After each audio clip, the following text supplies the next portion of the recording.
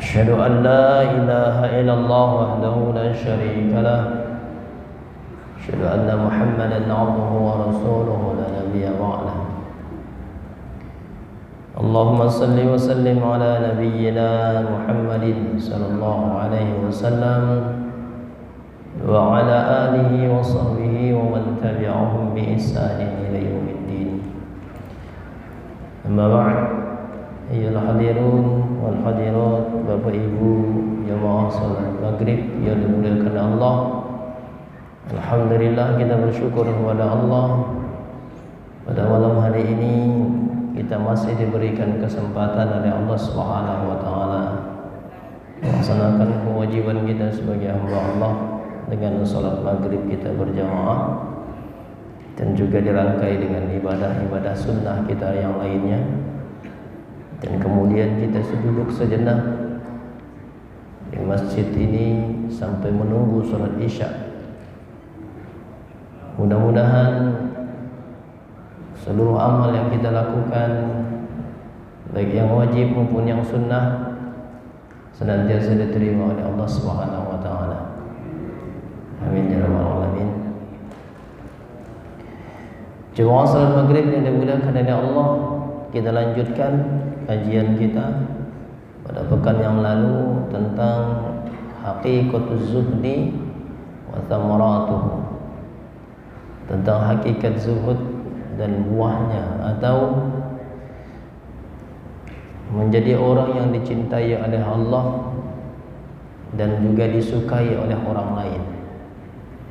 Melalui hadis ini Rasulullah SAW memberikan jawaban bahwa menjadi orang yang dicintai oleh Allah dan disukai oleh orang lain itu kuncinya cuma satu. Kata Nabi SAW, kuncinya adalah zuhud.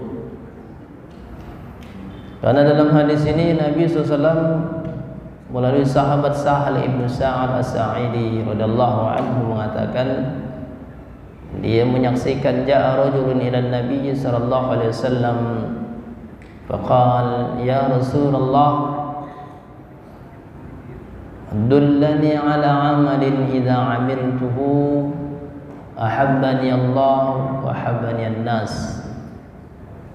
Rasulullah SAW ditanya oleh seorang sahabat datang kepada Nabi SAW dengan mengatakan, wahai Rasulullah, beritahukan kepadaku tentang satu amalan yang apabila aku melakukannya maka Allah mencintaiku dan orang pun suka kepadaku. Maka jawaban Nabi sallallahu alaihi wasallam ketika itu, izhad fid dunya yuhibbukallah wazhad fima 'indan nas yuhibbukan nas. Kata Nabi SAW, zuhudlah engkau kepada dunia maka Allah akan mencintaimu, dan zuhudlah engkau kepada apa yang dimiliki oleh orang lain maka orang itu pun akan menyukaimu. Jadi kuncinya adalah zuhud. Zuhud terhadap dunia, zuhud terhadap apa yang dimiliki oleh orang lain. Apa itu zuhud? Pada pekan yang lalu secara simpelnya, zuhud itu memalingkan hati dari kecintaan terhadap dunia. Hatinya tidak lagi punya rasa cinta terhadap dunia. Itu orang yang zuhud. Jadi hatinya itu sudah bersih dari cinta dunia, itu sudah nggak ada. Sudah dipalingkan hatinya dari kecintaan terhadap dunia. Tetapi bukan berarti menghilangkan dunia dari dirinya. Tidak. Dia memiliki dunia itu. Artinya nih orang memiliki harta, dia punya harta, dia punya jabatan, dia punya kekuasaan. Tetapi itu semuanya tidak ada dalam hatinya. Hanya ada pada dirinya, bukan di hatinya. Bahwa orang yang zuhud itu adalah orang yang meletakkan dunia di tangannya, tidak meletakkan dunia di hatinya. Itulah orang yang zuhud. Karena kalau dunia diletakkan di hati, susah bagi kita untuk mengeluarkannya. Tapi kalau dunia kita letakkan di tangan kita, maka akan mudah kita untuk memberikannya. Nah, itulah yang paling sulit. Karena kita merasa dunia itu sudah mati-matian kita mendapatkannya. Ya kan? Sudah mati-matian mencari dunia, lalu dengan mudah kita hilangkan. Nah, itu yang paling berat. Tapi itulah orang yang zuhud, dan itulah orang-orang yang dicintai oleh Allah Subhanahu wa taala. Bahkan Ibnu Taimiyah mengatakan zuhud itu adalah orang yang mengatakan alimtu bi anna rizki lan ya'khudhahu ghairi fa atma'anna bi qalbi. Beliau mengatakan orang yang zuhud itu akan mengatakan, aku tahu bahwa rezekiku tidak akan pernah diambil oleh orang lain, dan itulah yang membuat hatiku menjadi tenang. Itu orang yang zuhud. Zuhud masalah rezeki, ya. Bahwa orang yang zuhud itu adalah orang yang tidak pernah khawatir dengan apa yang ditentukan oleh Allah. Ya, itu orang yang zuhud. Jadi itu nggak pernah khawatir kalau dia nggak dapat bagian, karena dia yakin bahwa rezekinya sudah diatur oleh Allah. Itu orang yang zuhud. Ya, makanya hatinya menjadi tenang. Makanya hatiku menjadi tenang. Kenapa? Karena aku yakin kalau Allah menentukan untukku, pasti aku dapatkan. Tapi kalau Allah tidak menentukan bagiku, walaupun bagaimanapun caranya, pasti aku tidak akan mendapatkannya. Nah, itu membuat orang yang zuhud hatinya tenang. Gitu ya. Dan juga orang yang zuhud itu alimtu bi anna amali la yaqumu bihi ghairi fashtaghaltu bihi. Aku yakin, kata orang yang zuhud itu, bahwa amalku tidak akan bisa digantikan oleh orang lain. Itulah sebabnya aku sibukkan diriku dengan amalan. Karena nggak mungkin amalan kita digantikan oleh orang lain. Karena masing-masing kita itu beramal ya untuk dirinya sendiri. Bahkan anak kita sendiri pun nggak bisa menggantikan amalan kita. Ya, nggak bisa. Maka amalan kita masing-masing untuk diri kita masing-masing. Maka orang zuhud yakin dengan itu. Itulah sebabnya dia tidak terlalu sibuk dengan dunia, tapi dia sibukkan dirinya dengan amalannya. Karena dia yakin bahwa amalannya tidak bisa digantikan oleh orang lain. Baik. Kemudian juga orang yang zuhud itu alimtu annal maut yantaziruni. Orang yang zuhud itu yakin bahwa kematian itu selalu menunggunya. Kematian itu selalu menungguku. Itulah sebabnya aku selalu siapkan diriku untuk menghadapinya ketika saat bertemu dengan Allah. Orang yang zuhud terhadap dunia, ya, dia persiapkan dirinya untuk pertemuan itu.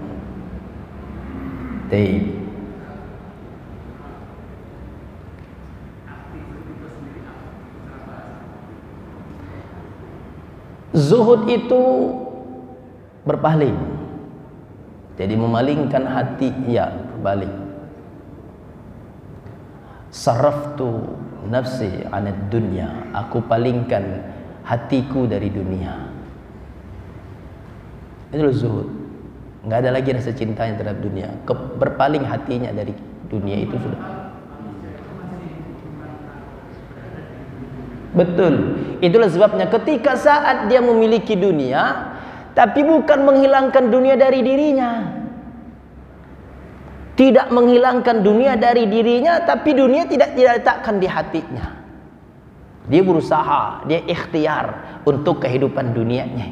Tapi ketika saat dia memiliki dunia itu, dia tidak letakkan di hatinya, diletakkan di tangannya. Paham kira-kira Bapak Ibu? Ya kan? Dia punya harta nih. Dengan ikhtiar yang dilakukan, dengan doanya dia berusaha, dia bekerja, ikhtiarnya dia dapatkan harta itu. Dengan cara yang halal, dia dapatkan harta itu. tapi ketika di saat mendapatkan harta itu tidak dia letakkan di hatinya. Cintanya kepada harta itu nggak sampai ke hatinya, cukup dia miliki dalam dirinya saja, nggak sampai ke hatinya. Itulah orang zuhud. Kira-kira bisa nggak kayak begitu tuh? Nah, begitu maksudnya. Emang agak berat dong, zuhud itu memang berat. Karena kalau kita sudah memiliki harta, bagaimanapun harta ini akan membuat kita, kecintaan kita kepadanya luar biasa. Iya, itulah sebabnya zuhud itu amalan hati, bukan amalan fisik.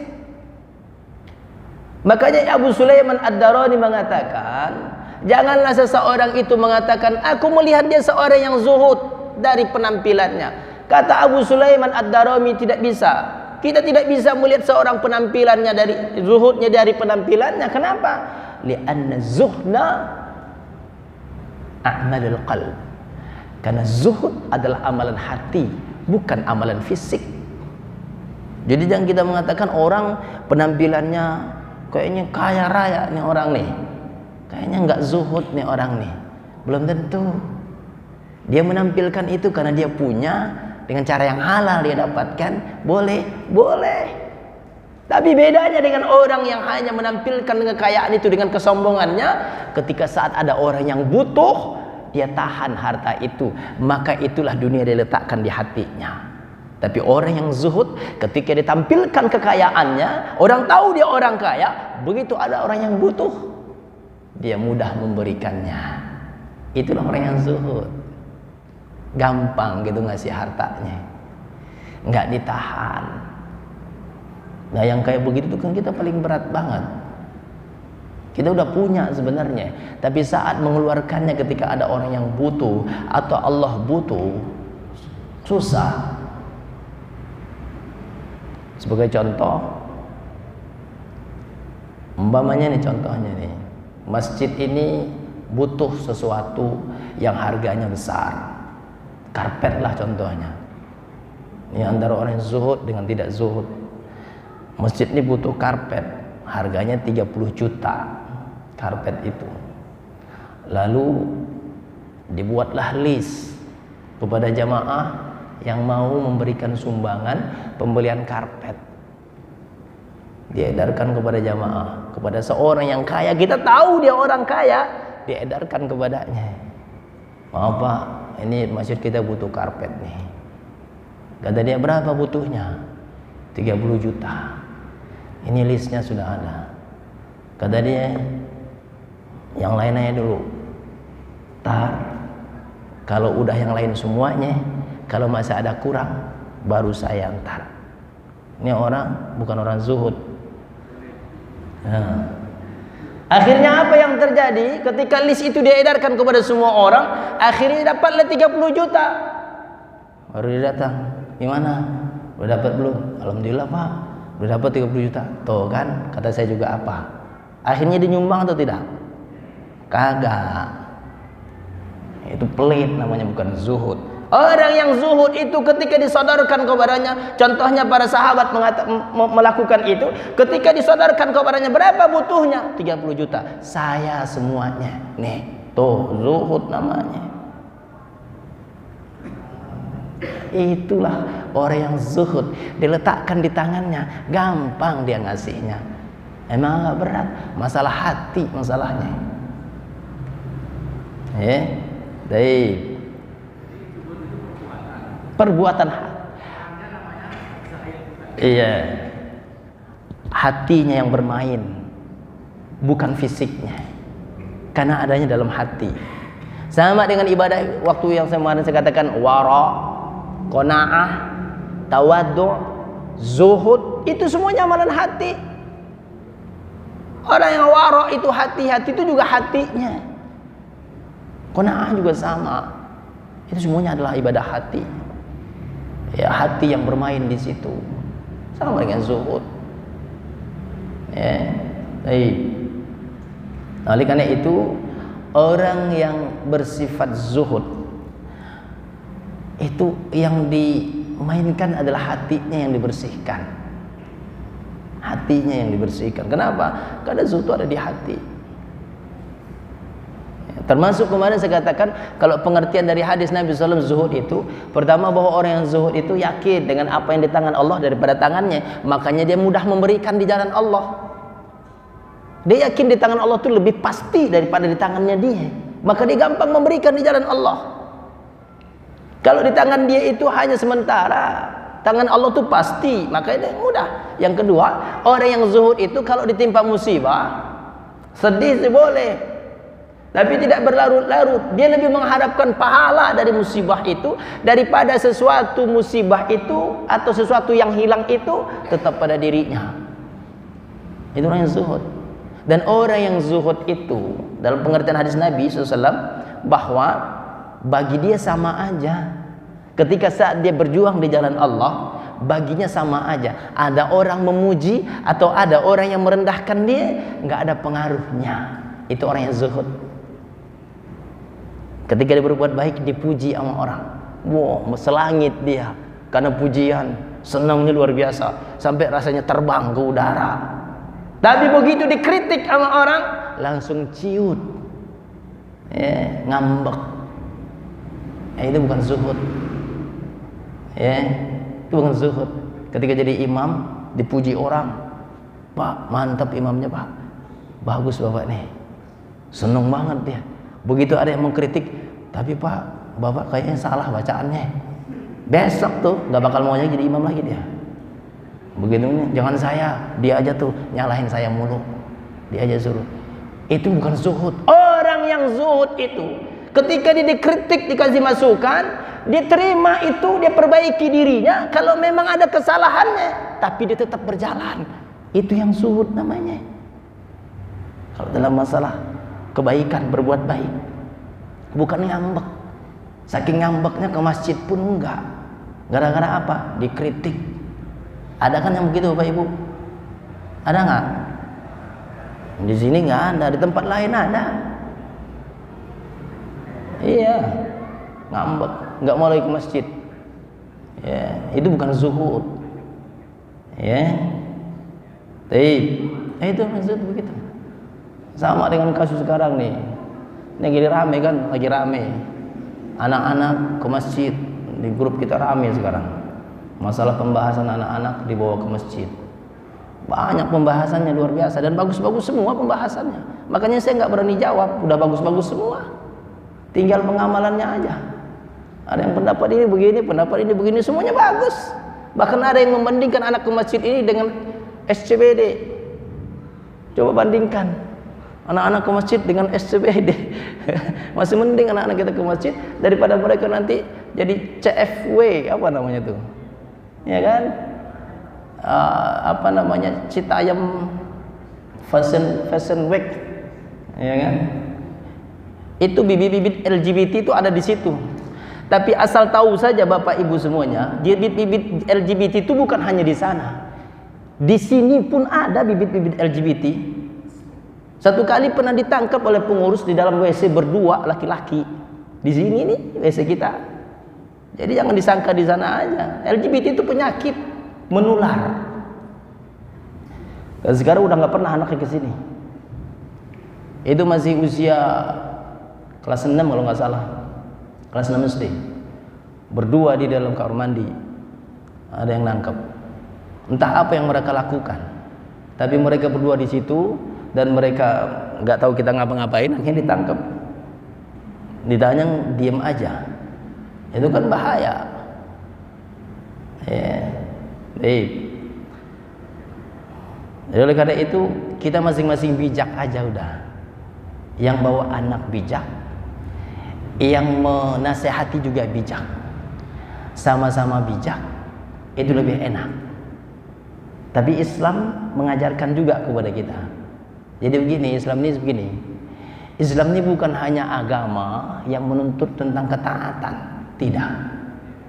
Tapi Islam juga menuntut tentang adab dan akhlak. Itu harus kita pahami. Kalau cuma hanya dituntut dengan ketaatan tanpa adab dan akhlak, agama ini hancur. Kalau cuma hanya taat doang, nggak pakai adab, tidak pakai akhlak, hancur agama ini.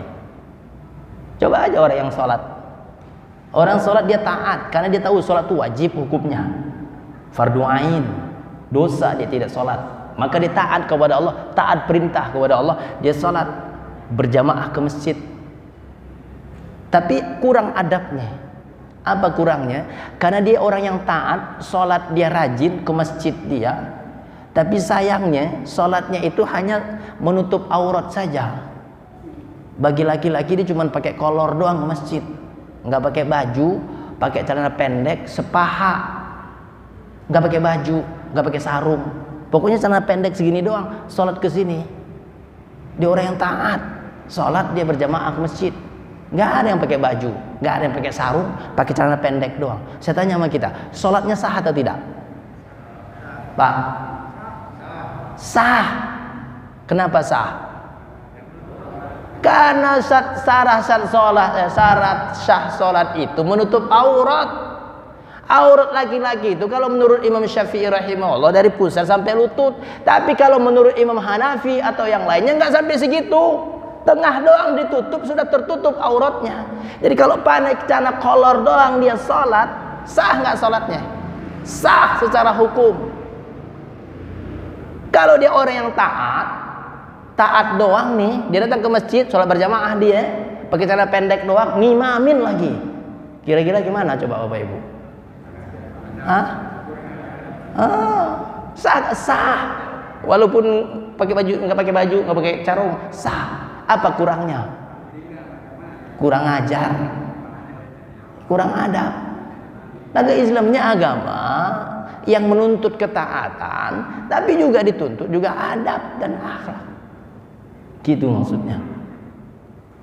Lalu apa hubungannya bahwa Islam ini juga adalah agama islahun nafs wa islahul li ghairi. Islam ini juga mengajarkan kepada kita bagaimana kita memperbaiki diri kita, juga memperbaiki orang lain. Islam bukan agama yang egois, ya, yang hanya mikirin diri kita sendiri. Tidak. Islam itu juga mikirin yang lain. Gitu loh maksudnya. Artinya apa nih tujuannya? Maksudnya apa ini? Secara hukum, bolehkah membawa anak ke masjid? Boleh. Siapa yang larang? Boleh. Cuman ada aturan dan adabnya, begitu aja sebenarnya.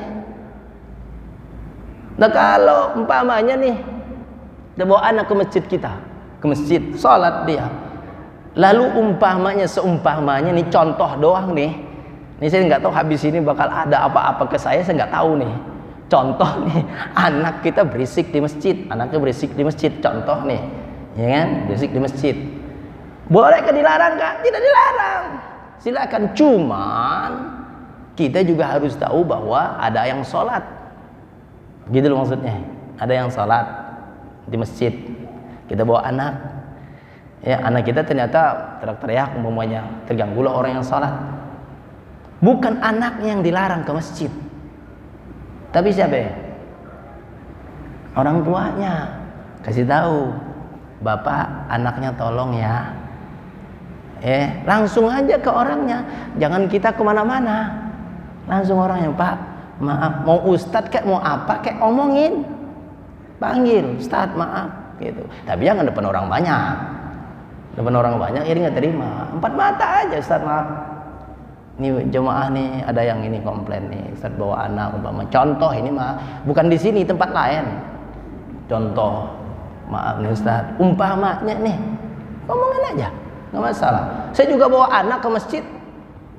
Kalau anak saya teriak, saya marahin. Memang begitu. Diajarkan kepada anak kita. Tapi dilarang? Tidak dilarang. Tidak dilarang. Tapi bagusnya anak bapaknya ikut ke masjid. Begitu aja sebenarnya.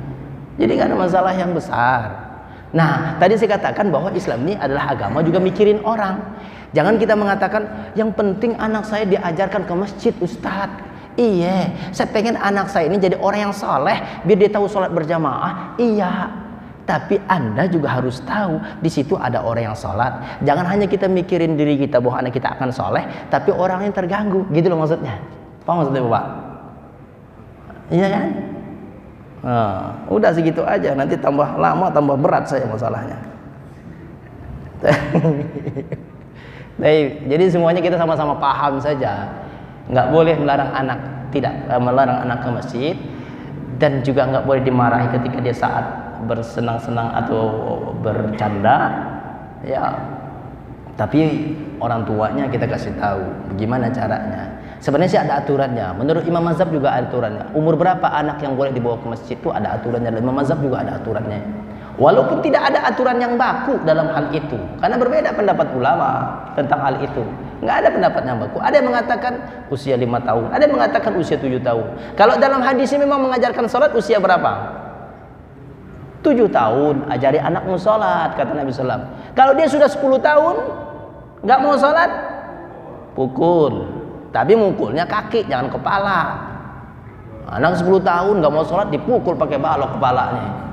Itu membunuh namanya. Mukul itu dengan mendidik maksudnya. Gitu ya. Taib. Jadi nggak jadi masalah, insya Allah. Yang penting kita sama-sama paham saja. Ya, saya kali pekan yang lalu saya katakan bahwa anak itu kenapa di masjid ini berisik atau main-main? Karena dia senang. Masjidnya luas, rumahnya sempit. Begitu dia dapat luas begini, wah lari kemana-mana dia, senang dia, adem. Betul nggak Pak? Itu harus kita pahami itu. Tapi kalau orang tuanya yang kayak begitu tuh baru tuh, ya kan? Orang tuanya lari-lari di sini teriak-teriak, nah itu nggak beres tuh kalau begitu tuh. Tapi kalau anak-anak wajar. Jadi kita sama-sama memahami saja.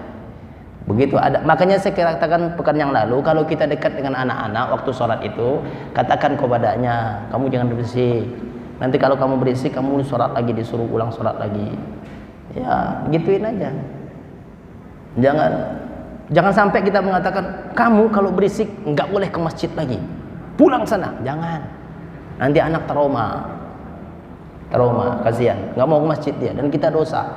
Allahu a'lam. Pembahasan itu aja udah lama tuh, pembahasan anak ke masjid. Hilang zuhudnya udah. Bapak Ibu dimudahkan oleh Allah, kita kembali ke sini. Zuhud terhadap dunia.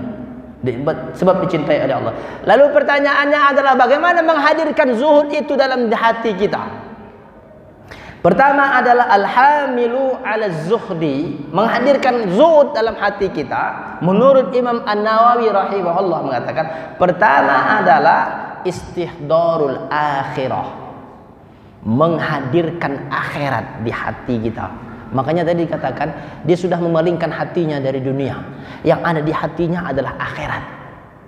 Tapi bukan berarti meninggalkan dunia, gitu Pak. Ya, karena Allah juga perintahkan apa dalam surah Al-Qasas? Wa bataghi fi ma ataqallahu darul akhirah wa la tansa nasibaka minad dunya. Carilah olehmu kebahagiaan akhirat itu, kata Allah, dengan apa yang diberikan kepadamu saat di dunia. Tapi ingat, kata Allah, engkau ada di dunia. Jadi ketika kita memiliki dunia, itu tuh hanya sebagai jembatan aja untuk mencapai akhirat, gitu maksudnya. Tapi nggak di hatinya. Justru yang dihadirkan di hatinya adalah akhirat. Al-istihdarul akhirah. Dia menghadirkan akhirat di hatinya. Dia menghadirkan bagaimana saat dia menghadap dengan Allah nanti kelak yaumil akhir. Itu yang dihadirkan di hatinya. Gimana kalau seandainya saya berhadapan dengan Allah nanti di yaumil akhir? Apa jawaban yang akan saya berikan ketika saat ditanya oleh Allah dengan seluruh yang Allah berikan kepada saya pada saat di dunia? Itulah orang yang menghadirkan zuhud di hatinya. Ada seorang sahabat, pencontohnya di sini. Sahabat ini namanya Harisah. Ketika saat pagi-pagi dia bertemu dengan Nabi SAW dan Nabi mengatakan kepadanya, "Kaifa asbahta ya Harisah?" Kata Nabi kepada Harisah, "Bagaimana keadaanmu pagi ini wahai Harisah?" Harisah menjawab ketika itu, "Asbahtu mu'minan haqqan ya Rasulullah." Kata dia, "Pagi ini wahai Rasul, aku sudah menjadi orang yang beriman, betul-betul beriman kepada Allah." Lalu Nabi katakan kepadanya, "Ya Harisah," kata Nabi, "wahai Harisah, inna likulli mu'min haq wa ma haqiqatu imanuka." Wahai Harisah, kata Nabi, setiap ucapanmu harus ada buktinya. Artinya kalau engkau memang telah beriman kepada Allah, apa buktinya bahwa engkau betul-betul sudah beriman kepada Allah? Nah, jawaban dia gini, Pak.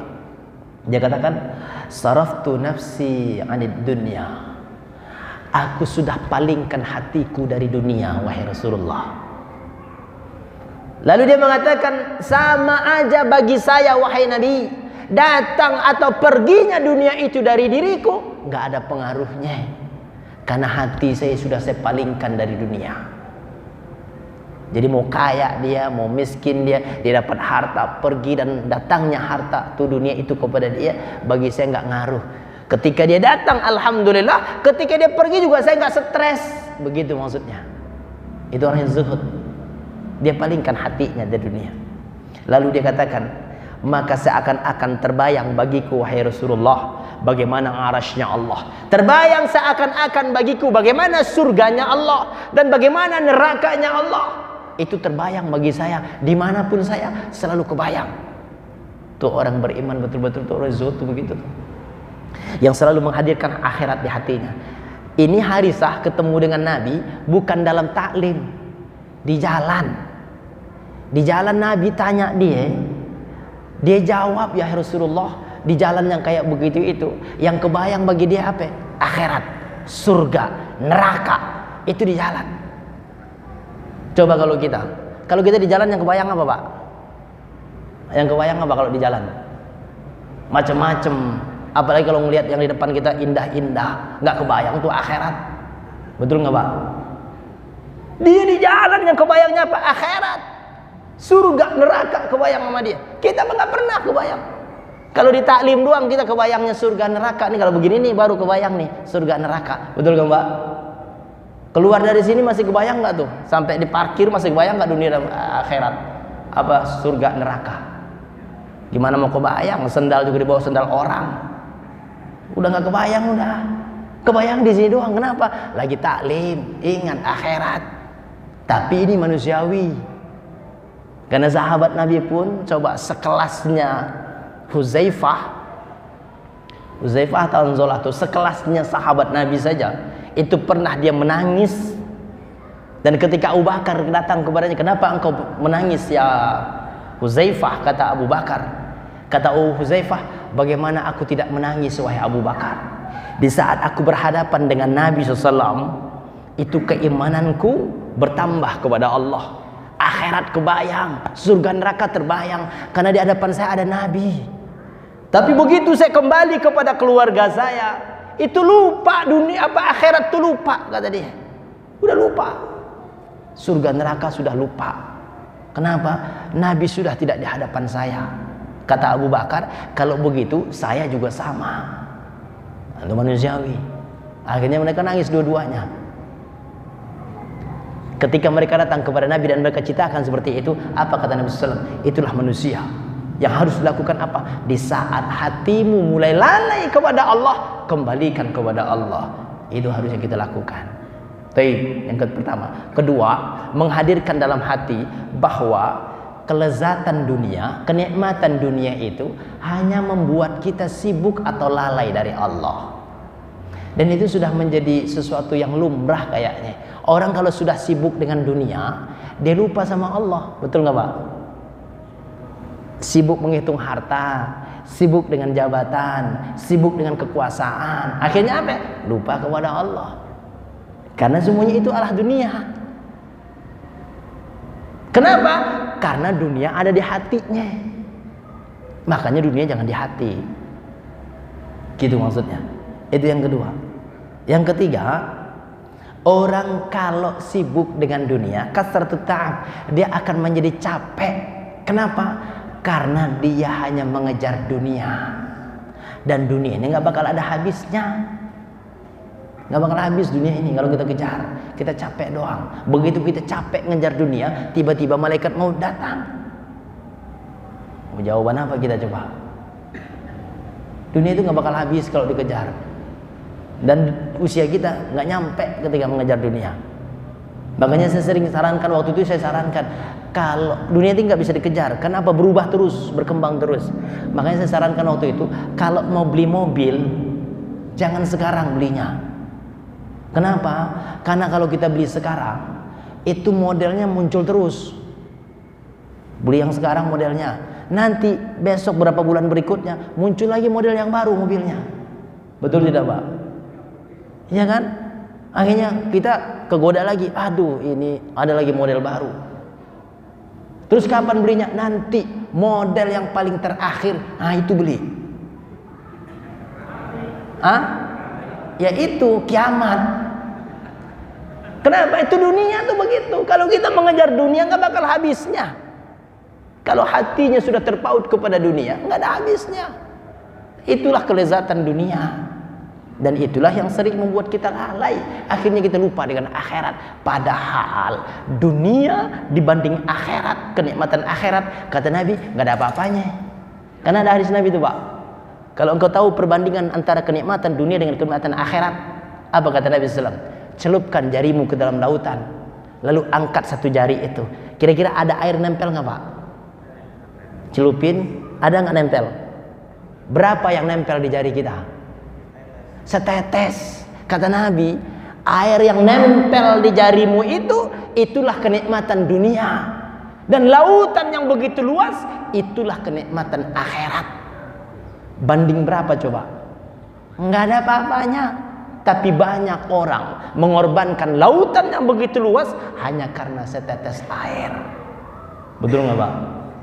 Tuh, sibuk karena dunia, capek bekerja, akhirnya sholat malam pun tidak bisa bangun. Betul? Nggak ada yang jawab.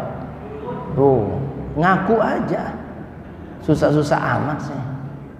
Padahal nggak ada apa-apanya dunia itu mah, ya kan? Yang keempat, istihdaru anna dunya mal'unah. Hadirkan dalam hati kita, kata Imam An-Nawawi, bahwa dunia ini terlaknat. Yang terlaknat siapa? Bukan dunianya yang dilaknat oleh Allah. Orang-orang yang hidup di dunia ini, kalau dia hanya mikirin dunia, itulah yang dilaknat oleh Allah. Kalau kita selalu berpikir seperti itu dalam hati kita, maka akan muncullah zuhud dalam hati kita terhadap dunia. Nggak ada lagi kecintaan kita kepada dunia. Harusnya Allah besar. Terakhir, lalu bagaimana orang suka dengan kita? Zuhudlah engkau kepada apa yang diinginkan oleh orang lain. Maksudnya apa? Kalau orang punya sesuatu, jangan terlalu berambisi terhadap apa yang dimiliki oleh dia, maka dia akan senang sama kita. Karena sifat asli manusia itu tidak mau disaingi. Manusia itu sifat aslinya Pak, nggak mau disaingin sama yang lain. Coba kalau kita nyaingin dia, bakal nggak senang dia sama kita. Makanya zuhudlah terhadap apa yang dimiliki oleh dia. Jangankan orang manusia biasa, ustadz aja kalau ada yang nyaingin nggak seneng dia. Serius, ustadz juga manusia kan? Betul tidak Pak? Iya, manusia. Disaingi nama orang nggak seneng dia. Kenapa? Saingan saya nggak bisa kalau begini nih. Nauzubillah. Tapi ini ulama usul, hati-hati. Betul. Itu masalah dunia. Tapi kalau dia orientasinya adalah akhirat, tidak akan pernah ada dalam hatinya rasa tersaingi. Itulah sebabnya kalau orang yang zuhud terhadap apa yang diinginkan oleh orang lain, miliki oleh orang lain, itu sifat mereka itu. Orang yang zuhud terhadap apa yang dimiliki oleh orang lain, pertama orangnya itu berkasih sayang di antara mereka. Walaupun dia miliki, kita juga memiliki apa yang dia miliki. Supaya menghilangkan rasa persaingan itu, apa yang kita lakukan? Saling berkasih sayang dengan orang tersebut. Kalau bertetangga, saling berkasih sayang dengan tetangga. Walaupun saling bersaing dalam ekonominya, tapi ada kasih sayang di antara mereka. Ini menghilangkan rasa persaingan itu. Kenapa? Karena ada kasih sayang. Yang kedua, ihtiram. Menghormati, memuliakan dia. Muliakan dia. Itulah sebabnya ustadz di antara sesama ustadz, betapa mereka, kalau ini orang-orang yang tawadu, ustadznya benar, betapa di antara mereka saling memuliakan, saling menghormati yang satu dengan yang lainnya. Menghormati karena usianya, menghormati karena ilmunya, luar biasa. Dia bersalaman dengan seorang yang lebih muda dari dia, tapi dia tundukkan kepalanya. Kenapa seperti itu? Karena rasa ihtiramnya bukan terhadap usianya, tapi terhadap ilmu yang dimiliki olehnya. Walaupun dia masih muda, tapi ilmunya sudah melebihi saya. Itu orang yang begitu zuhud namanya. Oh nggak bisa, saya lebih tua dari dia. Emang, tapi situ kan pengetahuannya lebih sedikit daripada dia. Gitu. Mengihtiram karena ilmunya bisa. Ustadz mau dihormati, bukan saya. Saya nggak mesti. Baik, yang ketiga tarbiyatul usrah, mengajarkan kepada keluarga kita tentang zuhud. Nggak usah berambisi terhadap apa yang dimiliki oleh orang lain. Hifzul lisan, menjaga lisan kita, termasuk orang yang zuhud terhadap orang lain. Ihtiramul jiran, memuliakan tamu kita, termasuk tetangga kita, berbuat baik dengan sosialisasi baik dengan tetangga kita, termasuk orang yang zuhud terhadap apa yang dimiliki oleh orang lain. Baik, ada yang mau bertanya? Fadhol. Ya.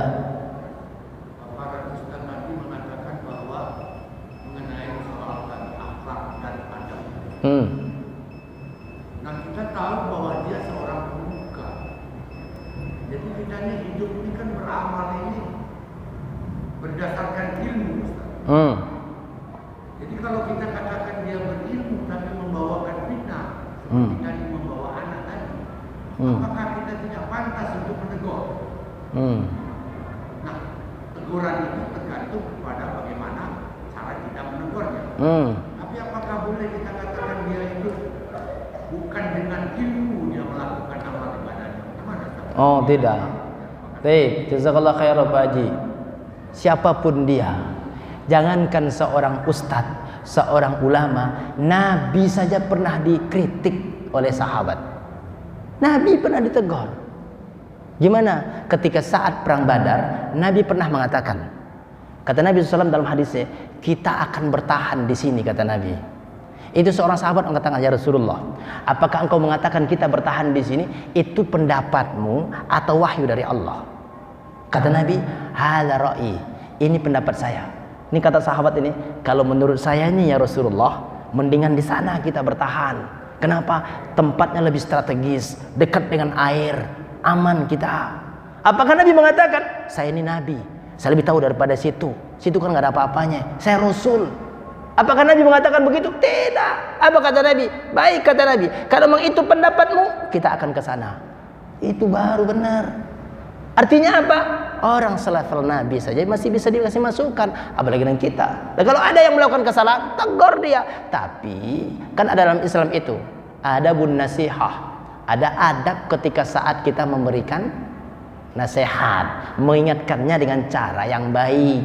Salah satunya apa? Dengan 4 mata, panggil dia. Maaf Ustaz, saya juga nggak apa-apa, panggil saya Ustaz. Tapi jangan depan orang banyak. Depan orang, Ustaz nggak benar nih. Kenapa emang bawa anak ke masjid nggak beres nih? Jangan. Itu nggak benar kalau begitu. Panggil, ngomong kita sama dia. Itu baru tuh. Boleh kah? Boleh.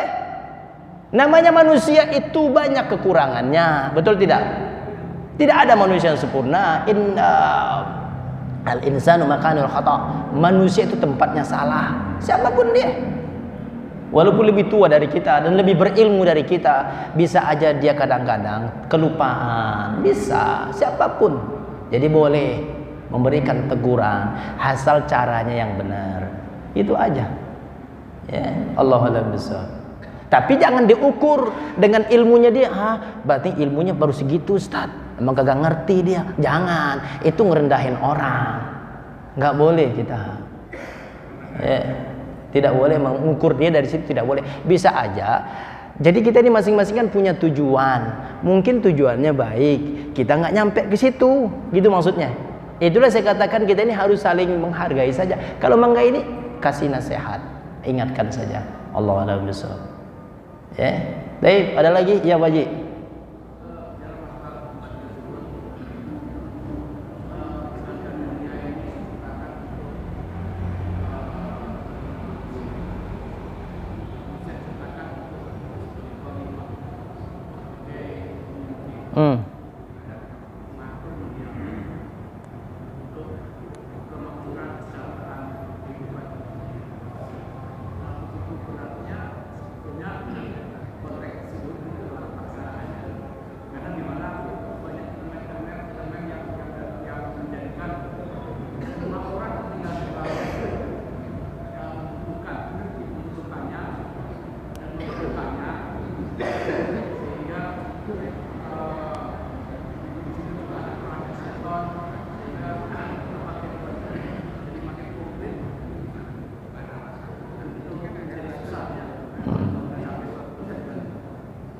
Betul. Karena juga iblis selalu berusaha bagaimana menghilangkan kezuhudan itu dari hati kita. Dan iblis itu paling pintar, Pak. Namanya tazyin. Tazyin itu membuat segala sesuatu itu indah di mata kita.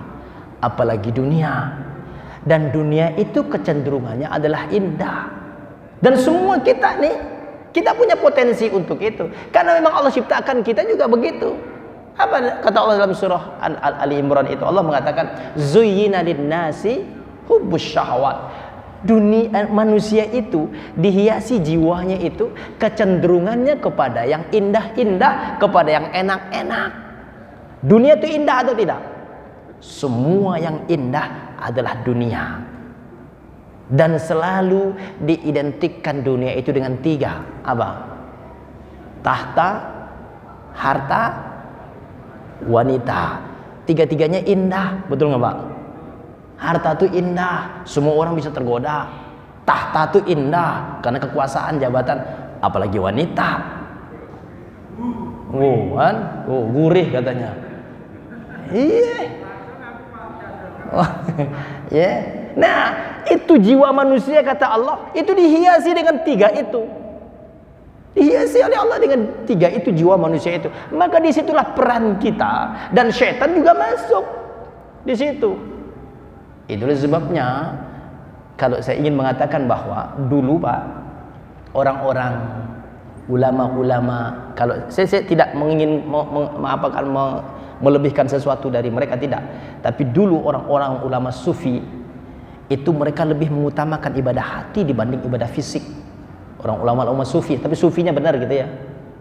Kalau sekarang kan suka film, dulu sufinya benar. Ulama-ulama sufi itu contohnya Imam Ghazali, Ibnu Taimiyah juga termasuk sufi, Ibnu Qayyim juga termasuk sufi. Orang-orang yang utama lebih mementingkan ibadah hati dibanding ibadah fisik. Karena kelebihan ibadah hati itu banyak dibanding ibadah fisik. Bahkan yang membuat ibadah fisik ini menjadi nikmat itu kalau adanya atau dibarengi dengan ibadah hati. Nikmatnya sholat itu terasa kalau dibarengi dengan hati. Kalau nggak dibarengin hati, nggak bakal nikmat sholat itu. Tapi kalau dibarengin hati, selama apapun imamnya, itu nikmat. Kenapa? Karena pakai hati. Tapi kalau tidak dibarengin hati, imamnya kelamaan, kitanya kesel. Nih imam kepanjangan ayatnya, apa-apaan sini? Nah, itu kenapa? Nggak dibarengin dengan hati. Yang tadinya nggak ada batuk, jadi batuk-batuk. Itu imam harus ngerti kalau jamaahnya banyak yang batuk. Kenapa? Kepanjangan ayatnya pasti. Karena tadinya nggak batuk,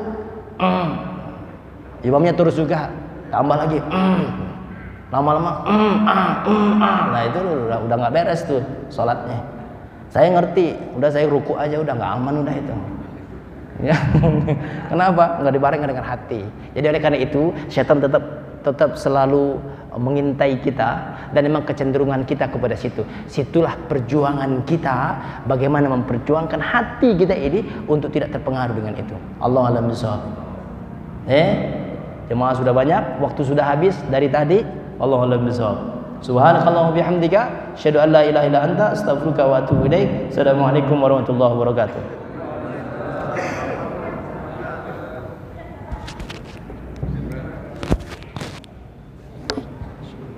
Saya kira